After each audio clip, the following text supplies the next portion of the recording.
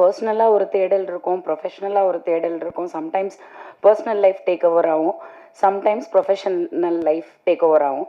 அது மாறி மாறி போயிட்டுருக்கோம். சீசன்ஸ் மாதிரி தான். அதில் வந்து கான்சன்ட்ரேஷன் வந்து நம்ம பர்சனல் லைஃப்க்கு அதிகமாக கொடுப்போம். எஸ்பெஷலி பெண்கள் வந்து ஜாஸ்தியே கொடுப்போம். And then take diversion you turn, திரும்பி வந்து ஆரம்பித்த இடத்துலையே வந்து கூட நிற்கிற சப்ஜெக்ட்ஸ் நீங்கள் கேள்விப்பட்டிருப்பீங்க. என்னோடய வாழ்க்கையும் அப்படி தான். ஸோ அப்படி பார்க்கும்போது இன்றைக்கி ஏன் நான் சந்தோஷமாக இருக்கேன் அப்படின்னா, என்னோடய 2 படம் வந்து இன்றைக்கி theatrical release, Thandupalayam and Hara. அது இல்லாமல் இன்றைக்கி பிதா லான்ச்சில் நான் இங்கே நிற்கும் போது உங்கள் முன்னாடி திரும்பவும் ஒரு ஆரம்பம், இன்னொரு படம் அப்படின்னும் போது இட் இஸ் சம்திங் நான் எதிர்பார்க்காத ஒரு விஷயம்.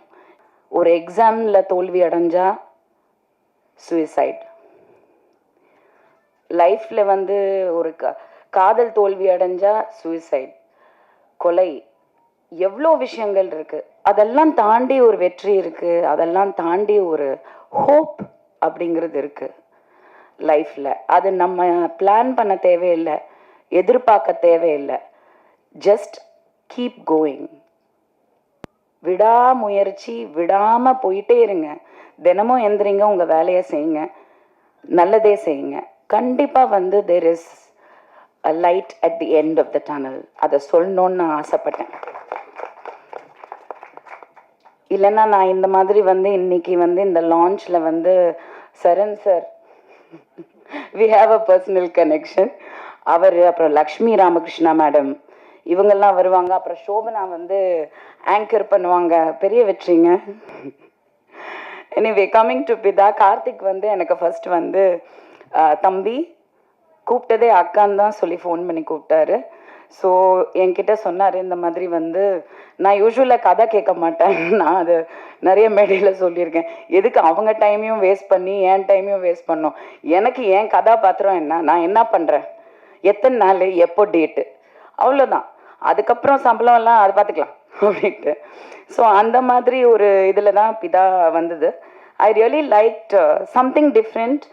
அண்ட் ப்ராஸ்தட்டிக் மேக்கப் பற்றி, எனக்கு மேக்கப்னா ரொம்ப பிடிக்கும். Because I have also studied it. And of course எல்லாருக்குமே, ஒரு ஆர்டிஸ்டாக இருக்கிற எல்லாருக்குமே வந்து ஏதாவது ஒன்று டிஃப்ரெண்ட்டாக பண்ணணும், நம்மளால முடிஞ்சது ஒன்று ட்ரையல் பண்ணணும் அப்படிலாம் நினைப்போம். This is my second film with prosthetic makeup. அதில் வந்து இது ரொம்ப அவர் எக்ஸ்பிளைன் பண்ணும்போது எனக்கு பெருசாக தெரியல. நான் பாட்டுக்கு போயிட்டேன், செட்டுக்கு போயிட்டு பீட்சாலாம் ஆர்டர் பண்ணிட்டு சாப்பிடவே முடியல. It took a long time. And நிறைய விஷயங்கள், சினிமாங்கிறது சாதாரண விஷயம் கிடையாது. நிறைய பொறுமை வேணும் அப்படிங்கிறது வந்து போக போக தான் எல்லாருக்குமே புரியும். I enjoyed it. And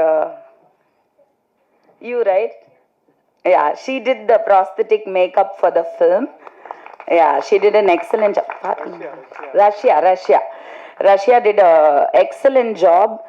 And ரொம்ப பொறுமையாக, ரொம்ப, ஏன்னா நான் வந்து எனக்கு பொறுமையே கிடையாது. ஒரு இடத்துல உட்கார்றது ரொம்ப கஷ்டம். ஒரு 10 நிமிஷம் நின்றுட்டு இருப்பேன், பட் என்னால் உட்கார முடியாது. பட் அவ்வளோ அழகாக வந்து அவங்க அதை பண்ணி முடித்தாங்க. அண்ட் ஆஃப்டர் தட் ஆல்சோ நாங்கள் வி என்ஜாய்டு த ஹோல் இது. எனக்கு செம்ம பசி, எனக்கு சாப்பிட முடியல இந்த ரத்தம்லாம் பார்த்தோன்னே. ஸோ லஞ்சே சாப்பிடல. ஆனால் மதி வந்து எலியை தான் சமைச்சு எடுத்துகிட்டு வந்தாருன்னு எனக்கு நல்லா தெரியும்.